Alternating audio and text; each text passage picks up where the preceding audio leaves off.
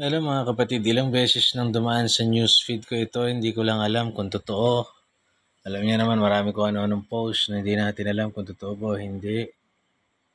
Na itong si Shira Diaz, ang jowa ni EA, ayan, ay nasaktan siya dahil nanood daw si EA ng ah, porn. Yun ang alam ko ha.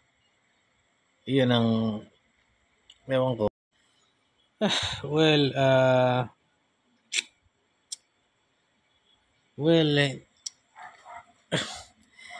sa akin, bakit nagtataka ako bakit isinasa publiko pa yung mga ganito.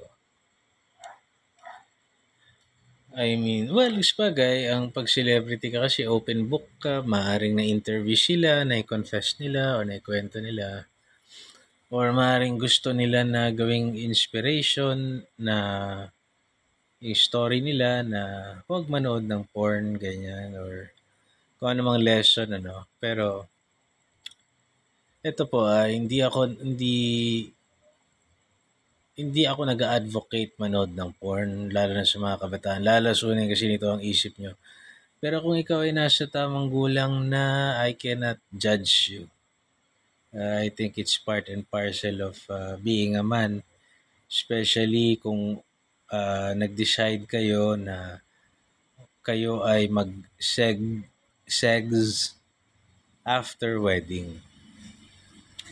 I mean, wala namang perpekto. Lahat siguro ng tao may mga makamundong pangangailangan. Pero lalo't kahanga-hanga pa rin naman yung nagtatalik lang after ikasal at yung pagiging honest nila. Okay naman yun. Yun nga lang, sa opinion ko, hindi na dapat sana nilabas dahil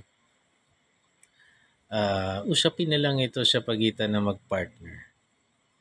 Parang kung ako kunwari yung babae, parang mas ma-appreciate ko pa yun kasi naghihintay ka eh.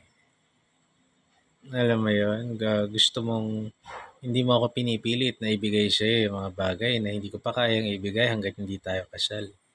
So, hayaan kitang gawin yan.